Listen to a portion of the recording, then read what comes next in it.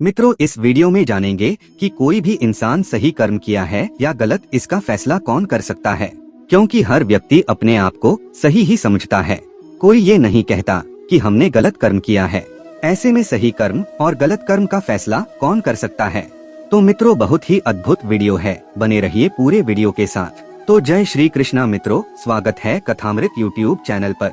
मित्रों, संपूर्ण महाभारत ऐसी अनेकों घटनाओं से भरी पड़ी है जहां पर ये फैसला करना मुश्किल हो जाता है कि क्या उचित है और क्या अनुचित। यहाँ पर हम ऐसे ही एक रोचक प्रसंग की बात करने जा रहे हैं। द्रोणाचार्य द्रुपद से अपने अपमान का बदला लेना चाहते थे और उन्होंने ले भी लिया। उन्होंने कौरवों और पांडवों से अपनी गुरु दक्षिणा के रूप में द्रुपद की हार और उसका पांचाल राज्य मांग लिया। कौरव इस कार्य में असफल रहे, किंतु पांडवों ने द्रुपद को हराकर उसका पांचाल राज्य गुरु द्रोणाचार्य को दिलवा दिया।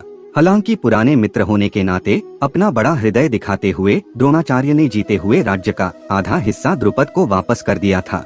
किंतु द्रुपद अपने अपमान को सहन नहीं कर पा रहे थे। वह द्रोणाचार्य से बदला लेना चाहते थे, किंतु उनकी सेना में ऐसा कोई नहीं था जो यह कार्य कर सके। द्रुपद एक ऐसे श्रेष्ठ पराक्रमी पुत्र की प्राप्ति करना चाहते थे जो द्रोणाचार्य का वध कर सके।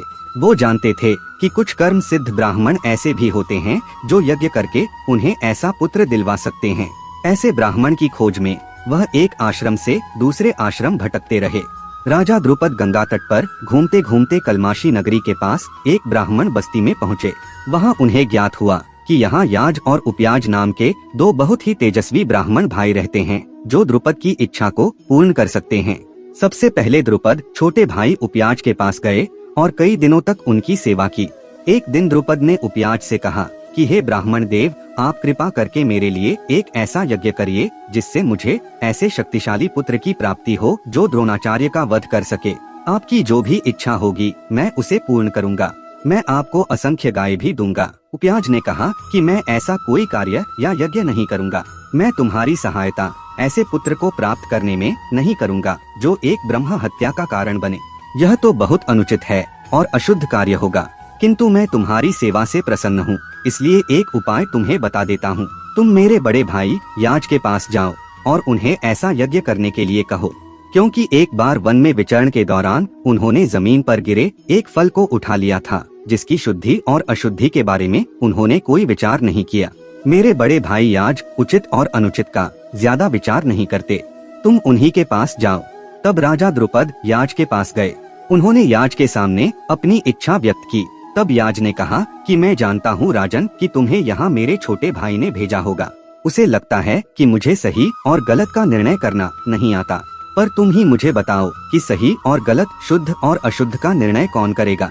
यदि तुम्हारे भाग्य में द्रोण का वध करने वाला पुत्र है तो वो तुम्हें अवश्य प्राप्त होगा, किंतु तुम्हारा भाग्य मैंने नहीं लिखा है।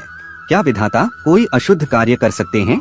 मैं तुम्हारे लिए यह यज्ञ करूंगा, उसकी शुद्धि और अशुद्धि का कार्य विधाता करेंगे। याज ने यज्ञ पूर्ण किया और द्रुपद को पुत्र के रूप में धृष्टद्युम्न व पुत्री के रूप में द्रौपदी प्राप्त हुई। अब आइए यह समझते हैं कि इस सब घटनाक्रम का अंत कैसे हुआ। युद्ध भूमि में जब द्रोणाचार्य को अपने पुत्र की मृत्यु का समाचार प्राप्त हुआ तो उन्होंने अपने शस्त्रों का त्याग कर दिया और अपने रथ के पिछले भाग में ध्यान मग्न होकर बैठ गए। वह परम ज्ञान स्वरूप में स्थिर हो गए और योग निष्ठ होकर भगवान का ध्यान करने लगे। तभी उनके मुख से एक ज्योति निकली और आसमान में जाकर विलीन हो गई। द्रोणाचार्य अपने प्राण स्वयं ही त्याग चुके थे, किंतु उनका शरीर उसी मुद्रा में बैठा हुआ था। धृष्टद्युम्न उनके पास गया और उनके शरीर को हाथ लगाया। उनके शरीर में कोई चेतना नहीं बची थी।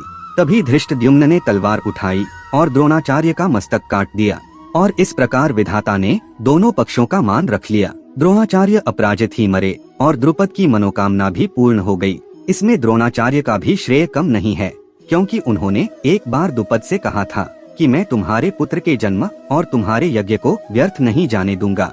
यह प्रसंग हमें सिखाता है कि हमें अपने अच्छे कर्मों को करते रहना चाहिए और उचित अनुचित का न्याय विधाता पर छोड़ देना चाहिए। तो मित्रों, यह वीडियो यहीं तक। यदि आपने कथामृत को सब्सक्राइब नहीं किया है तो जरूर करें। जय श्री कृष्णा।